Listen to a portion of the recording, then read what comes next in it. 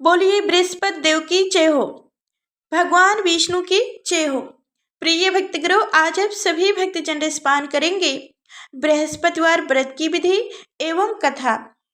इस दिन बृहस्पतिश्वर महादेव जी की पूजा होती है।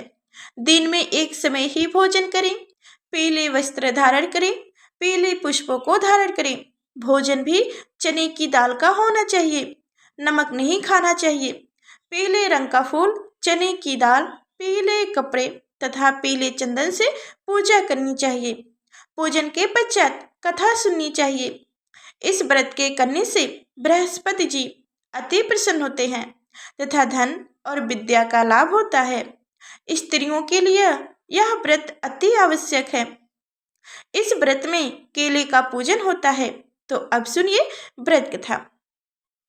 भारतवर्ष में एक प्रतापी और दानी राजा राज्य करता था। वह नित्य गरीबों और ब्राह्मणों की सहायता करता था। यह बात उसकी रानी को अच्छी नहीं लगती थी।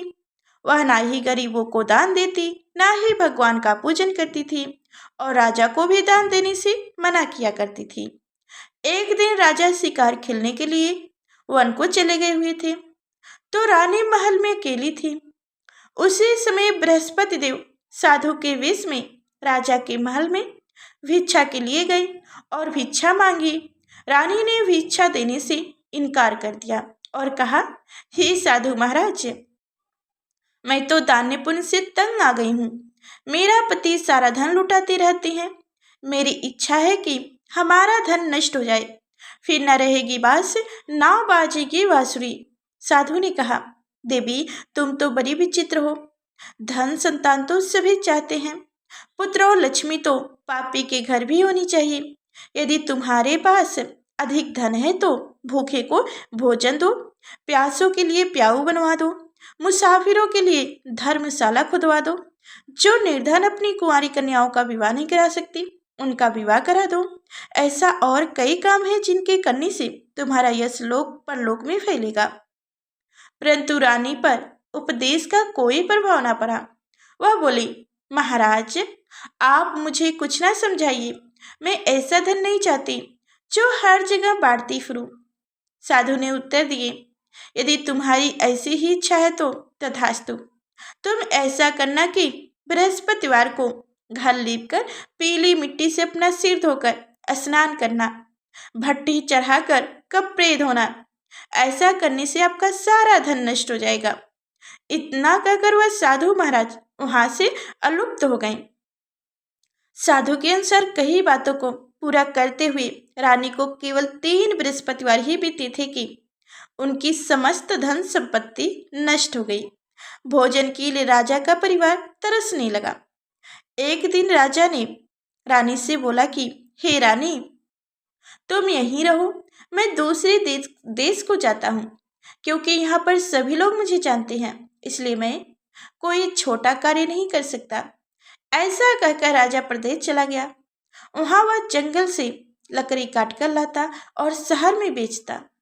इस तरह वह अपना जीवन व्यतीत करने लगा। इधर राजा के प्रदेश जाते ही रानी और दासी दुखी रहने लगे। एक बार जब राजा और दासी को 7 दिन तक बिना भोजन के रहना पड़ा तो रानी ने अपनी दासी से कहा, हे दासी, पास ही के नगर में मेरी बहन रहती है, वह बड़ी धनवान है, तो उनके पास जा और कुछ ले आ, ताकि थोड़ी बहुत गुजर बसर हो जाए। दासी ने रानी की बहन के पास गई। उस दिन गुरुवार था और रानी की बहन उस समय बृहस्पतिवार व्रत की कथा सुन रही थी। दासी ने रानी की बहन को अपनी रानी का संदेशा दिया, लेकिन रानी की बहन ने कोई उत्तर ही नहीं दिया। जब दासी को रानी की बहन से कोई उत्तर नहीं मिला तो वह बहुत दुखी हुई और उसे क्रोध भी आया। दासी ने वापस आकर रानी को सारी बातें बता दी।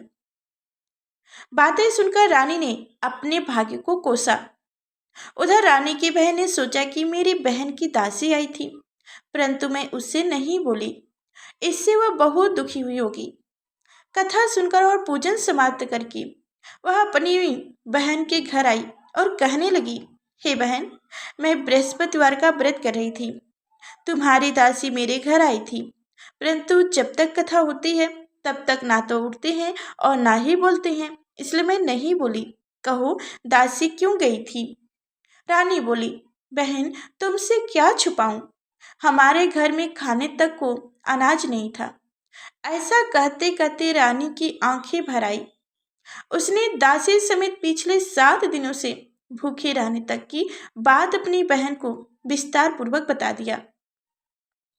रानी की बहन बोली, देखो बहन, भगवान बृहस्पति देव सबकी मनोकामनाओं को पूर्ण करते हैं। देखो, शायद तुम्हारे घर में अनाज रखा हो।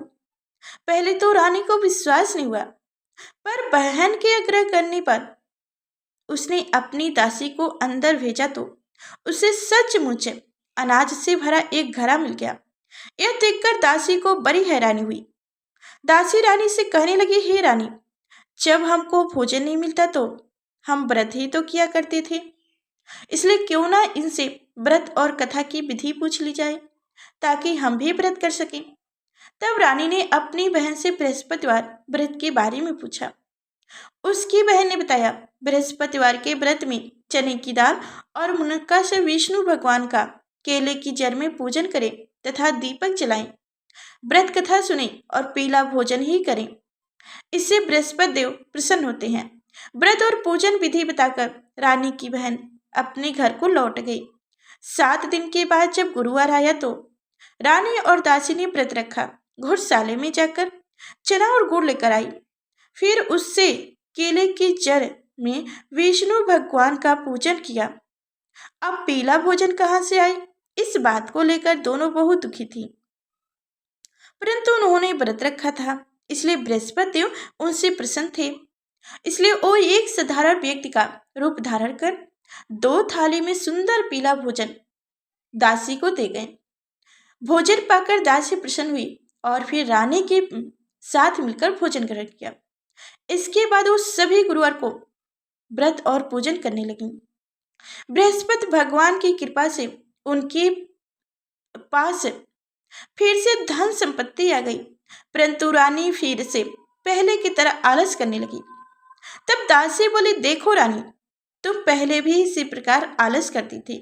तुम्हें धन रखने में कष्ट होता था, इस कारण सभी धन नष्ट हो गए। और अब जब भगवान बृहस्पति की कृपा से धन मिला है तो तुम्हें फिर से आलस होता है। रानी को समझाते हुए दासी कहने लगी कि बड़ी मुश्किलों के बाद हमने यह धन पाया है, इसलिए हमें दान पुण्य करना चाहिए, भूखे मनुष्यों को भोजन कराना चाहिए और धन को शुभ कार्यों में खर्च करना चाहिए, जिससे तुम्हारे कुल का यश बढ़ेगा, स्वर्ग की प्राप्ति होगी और पितृ प्रसन्न होंगे। दासी की बात मानकर रानी अपना धन शुभ कार्यों में खर्च करने लगी, जिससे पूरे नगर में उनका यश फैलने लगा। एक दिन राजा दुखी होकर जंगल में एक पेड़ के नीचे आसन जमाकर बैठ गया। वह अपनी दशा को याद करके व्याकुल होने लगा। बृहस्पतिवार का दिन था। एकांत उसने देखा कि निर्जन वन में एक साधु प्रकट हुए। वह साधु विश्व में स्वयं बृहस्पति देवता थे।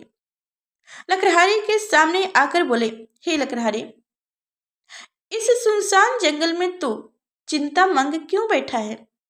लकड़हारे ने दोनों हाथ जोड़कर प्रणाम किया और उत्तर दिया, महात्मा जी, आप सब कुछ जानते हैं, मैं क्या कहूँ? यह कहकर रोने लगा और साधु को अपनी आत्मकथा सुनाई। महात्मा जी कहा, तुम्हारी स्त्री ने बृहस्पतिवार के दिन बृहस्पति भगवान का निरादर किया है, जिसके कारण रुष्ट होकर उन्होंने तुम्हारी यह दशा कर दी है।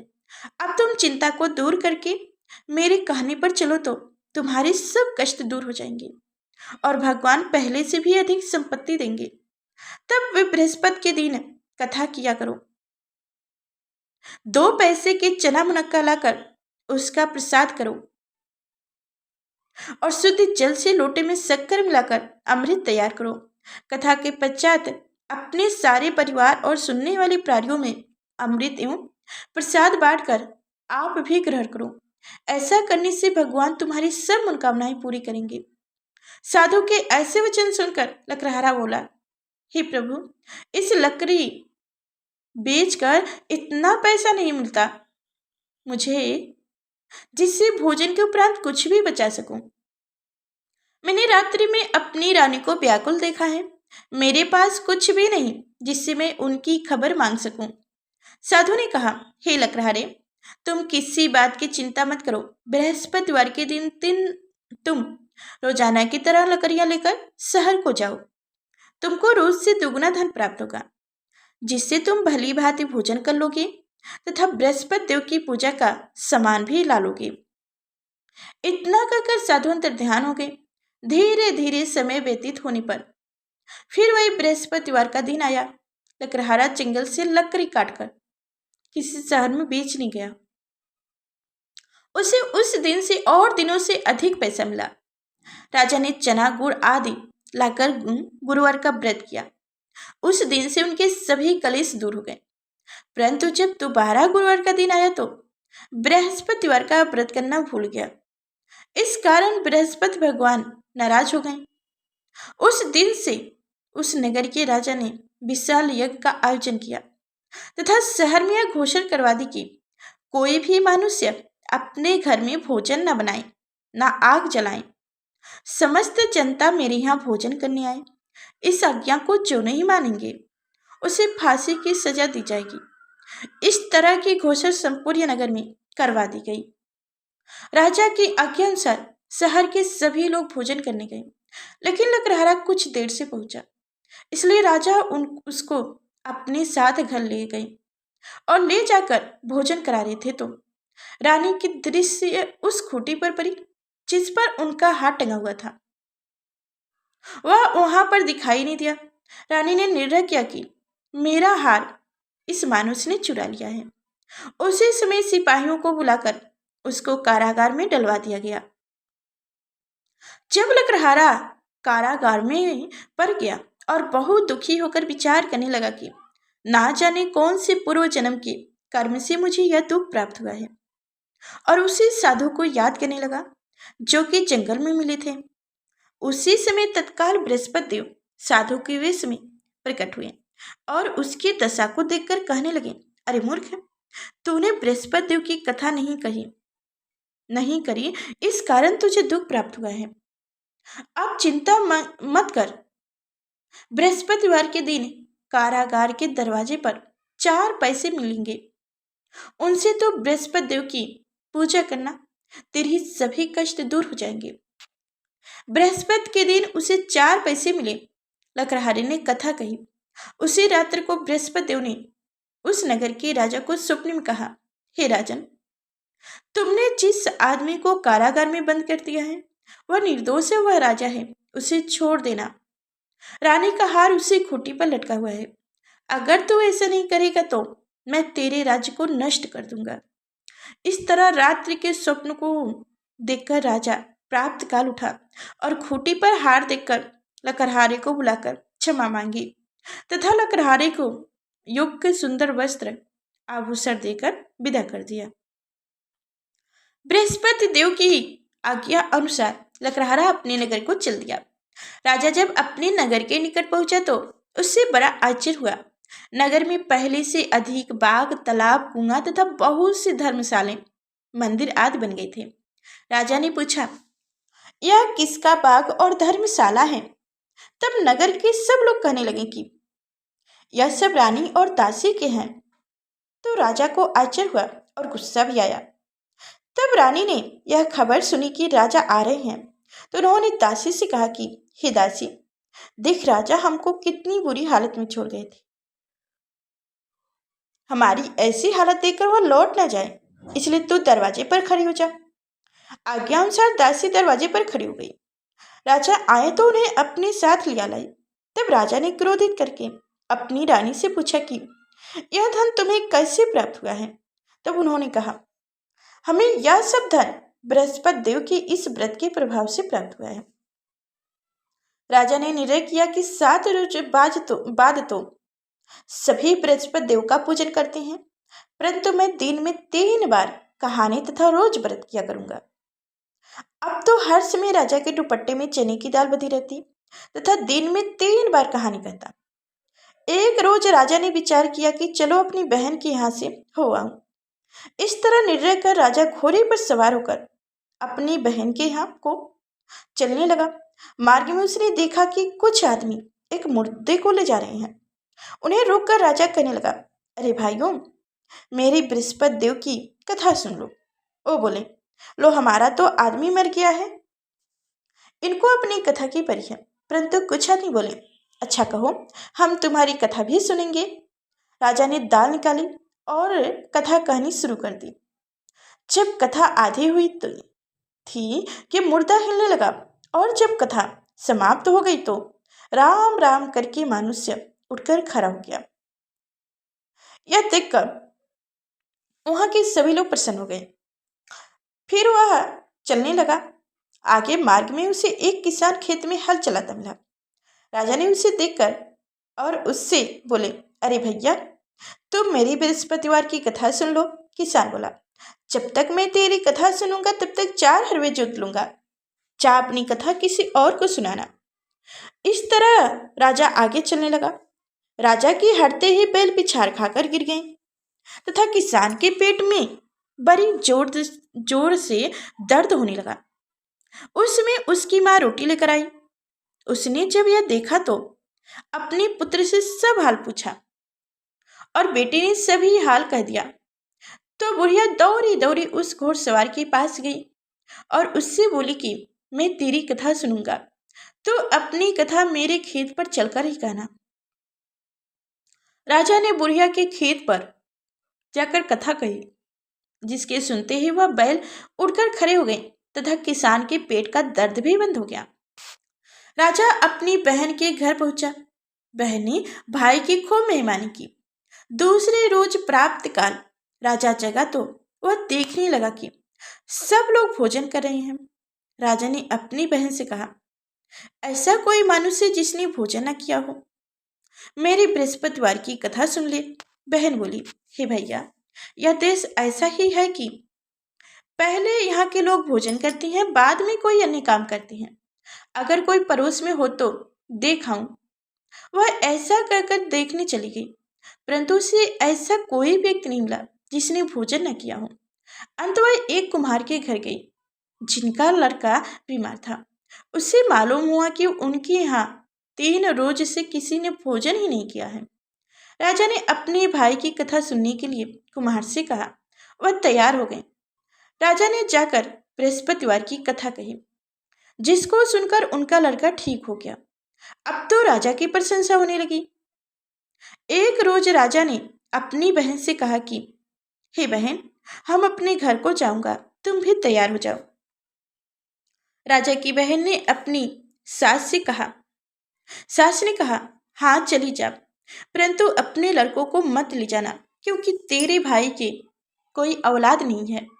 बहन ने अपने भाई से कहा, हे भैया, मैं तो चलूंगा पर कोई बालक नहीं जाएगा। राजा ने बोला, जब कोई बालक नहीं चलेगा तब तुम ही क्यों जाओगी, क्या करोगे जाकर। बड़े दुखी मन से राजा अपने नगर को लौट आया। राजा ने अपनी रानी से कहा, हम निर्वंशी हैं, हमारा मुंह देखने का धर्म नहीं है और कुछ भोजन आदि नहीं किया। रानी बोली, हे प्रभु, बृहस्पति देव ने हमें सब कुछ दिए हैं, वो हमें औलाद अवश्य देंगे। उसी रात को बृहस्पति देव ने राजा से स्वप्न में कहा, हे राजा, उठ, सभी सोच त्याग दे, तेरी रानी गर्भवती है। राजा की यह बात सुनकर बड़ी खुशी हुई। 9वें महीने में उनके गर्भ से एक सुंदर पुत्र पैदा हुआ। तब राजा बोला, हे रानी, स्त्री बिना भोजन के रह सकती है, पर बिना कहे रह ही नहीं सकती। जब मेरी बहन आए तो मुझसे कुछ मत कहना। रानी ने सुनकर हाँ कर दिया। जब राजा की बहन यह शुभ समाचार सुना तो वह बहुत खुश हुई तथा बधाई लेकर अपने भाई की आई। तभी रानी ने कहा, घोड़ा चढ़कर तो नहीं आई, गधा चढ़कर आई। राजा की बहन बोली, भाभी, मैं इस प्रकार ना कहती तो तुम्हें औलाद कैसे मिलती। बृहस्पति देव ऐसे ही हैं, जैसी जिनके मन में मनोकामनाएं हैं सभी को पूर्ण करते हैं, जो सदा भावपूर्वक बृहस्पतिवार का व्रत करते हैं एवं कथा पढ़ते अथवा सुनते हैं, दूसरों को सुनाते हैं। बृहस्पति देव उनकी सभी मनोकामनाएं पूर्ण करते हैं। भगवान बृहस्पति देव उसकी सदैव रक्षा करते हैं। संसार में जो मनुष्य सदा भाव से भगवान जी का पूजन व्रत सच्चे हृदय से करते हैं तो उनकी सभी मनोकामनाएं पूरी होती हैं। जैसी सच्ची भावना से राजा और रानी ने उनकी कथा का गुणगान किया तो उनकी सभी इच्छाएं बृहस्पति देव जी ने पूरी की थी। इसलिए पूर्व कथा सुनने के बाद प्रसाद लेकर जाना चाहिए। हृदय से उनका मनन करते हुए जय जयकार बोलना चाहिए। बोलिए बृहस्पति देव की जय, भगवान विष्णु की जय हो। तो प्रिय भक्तगणों, उम्मीद करती हूँ कि आज की यह कथाएं हमारी आप सभी को पसंद आई होगी। तो लाइक कर चैनल को सब्सक्राइब कीजिएगा और हो सके तो इस कथा को शेयर कीजिएगा और कमेंट बॉक्स में प्यारा सा कमेंट अवश्य करिएगा। फिर मिलते हैं अगले नेक्स्ट वीडियो में। तब तक के लिए भगवान विष्णु की कृपा आप सभी पर बनी रहे। भगवान विष्णु की जय हो।